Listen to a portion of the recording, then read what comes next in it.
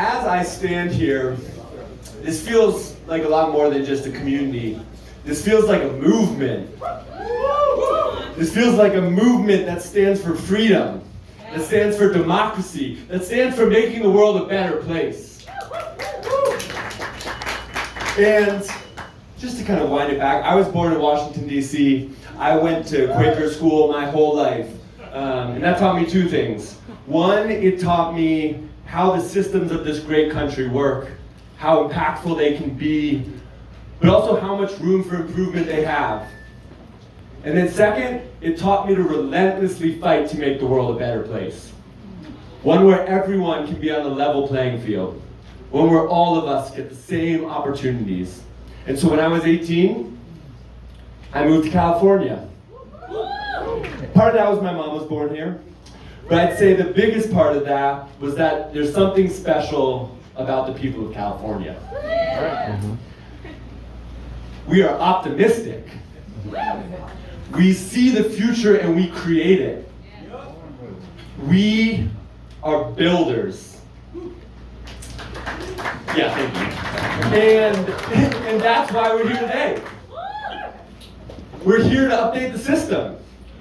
We're here to create an on-chain economy that puts everyone on a level playing field.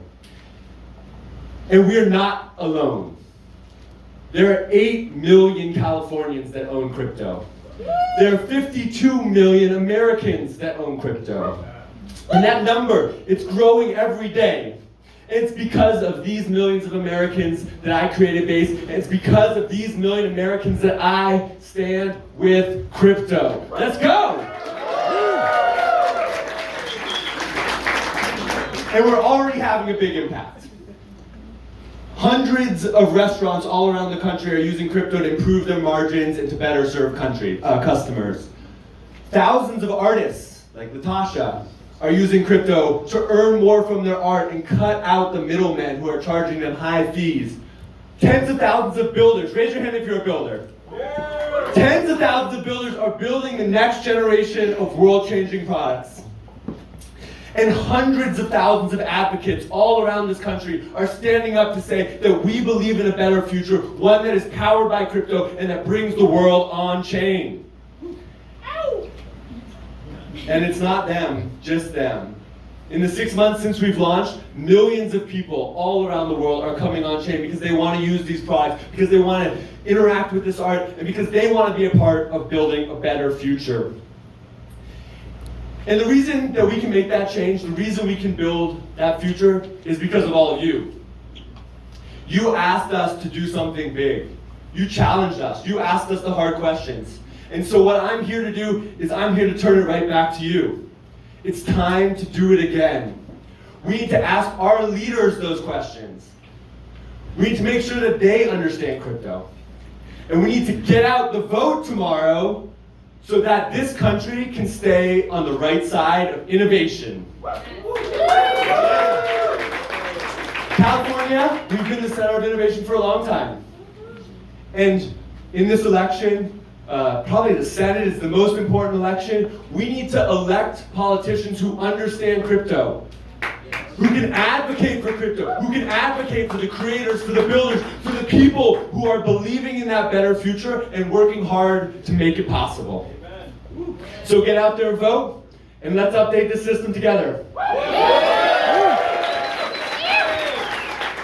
And with that, I am incredibly honored to introduce my friend Brian. We've been working together for a long time.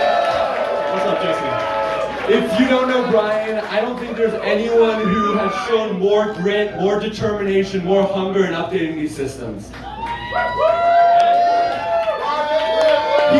from the beginning, from 2009, believed in the transformative power of crypto when so many other people didn't. And he put his head down, and he ground, and he made it possible that all of us could be here together today. And so, with that, I have a few questions for Brian. And so, Brian, maybe we could just start. Tell us why crypto? What got you into this? Why Coinbase? This is an amazing crowd. Thank you for that intro, Jesse.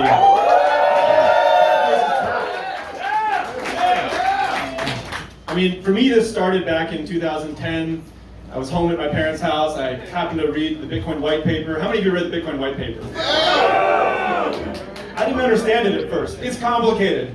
I had to reread it 3, 4, 5 times, and I couldn't get it out of my head. And I was living in San Francisco. I started going to some early Bitcoin meetups around the Bay Area. I basically couldn't stop thinking about it for 6 months, and eventually I started to realize this could be a really powerful tool to create more economic freedom in the world, to update the system. Later I found out 87% of Americans, they feel like the system doesn't work for them. The fees are too high, the transactions take too long, there's unequal access. And I realized crypto was the most important technology I had ever seen that could update the system, increase economic freedom all over the world. So I kind of couldn't help myself. I started tinkering on a prototype nights and weekends on my laptop, as builders do. And the rest is history. I mean, we got the first check-in, we went through all kinds of crazy ups and downs and, setbacks, and you gotta be resilient to be a builder. Anyway, it's been a 10, 11, 12-year journey now. We're still going hard. I feel like it's early days. We're just getting started. So that was my first instinct, or my first encounter with Bitcoin, and we're still going today. Absolutely. I think it's pretty incredible that, that was the beginning 12 years ago. But today, more than 5% of the world owns crypto. That's more than 400 million people all around the world who are participating in this change. That's happening globally, but what does it mean for the United States? Well, the U.S. is at risk of getting left behind right now. I don't know if you all know that, but you've probably been reading the headlines. I don't think we're doing it the right way. There aren't any clear rules. Our elected representatives don't understand crypto. Some of them are an older generation in DC, right? A lot of their kids use crypto, their staff uses crypto. When I go walk around the halls of Congress, I meet with members of Congress, their staff, they all come up to me like, I got the Coinbase app. The member of Congress is like, so what is this? This is some game you guys created or what, right?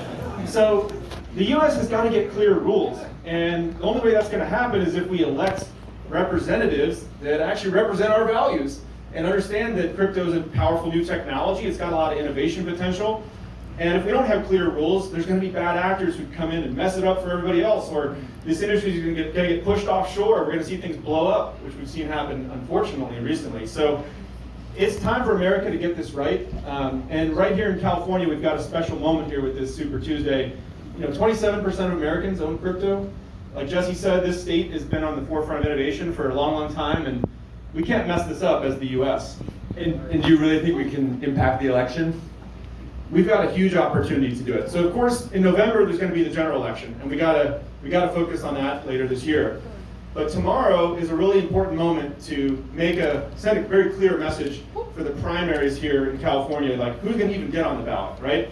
Now, this organization, Stand With Crypto, that put this event together, it's an incredible organization. I hope you all checked out the website, standwithcrypto.org. You can go in there, check out all the candidates that are running in California. See you can look at their scorecard, who got a good grade, who got a bad grade. And you can look at all their public statements right there on their profile to see, it's not just someone's opinion, it's look at what they actually said themselves. See if it represents your values or not. And if we can send a clear message tomorrow that, you've got to understand innovation, you've got to be pro-tech, pro-innovation, pro-crypto to get elected and be representing our values in California tomorrow, it's going to send a very clear message for the rest of the general election later this year. Absolutely. Yeah, let's go! I love it, and I love it because last night after I got home from a week at East Denver building, I knew I needed to fill out my ballot, and I was looking at all the names, and I was like, who do I vote for? And I went to standwithcrypto.org, and I immediately knew who I should vote for. So pretty excited. And so the general election is coming in the fall. Tomorrow is still a big day. Why is tomorrow so important? Well, this is the first moment. I think a lot of candidates are going to wake up in DC. They're still not taking us seriously. They don't come to these rooms. They don't see the types of people that are using this. They don't realize that they're still focused on other constituencies. Did you know that 5x the number of people use crypto as own electric vehicles? DC is very focused on electric vehicles, but not crypto. We have 5x as many people who've used it, right? What about unions? Unions you can think whatever you want, positive, negative, but crypto has 3.5x as many people as hold a union card in the United States.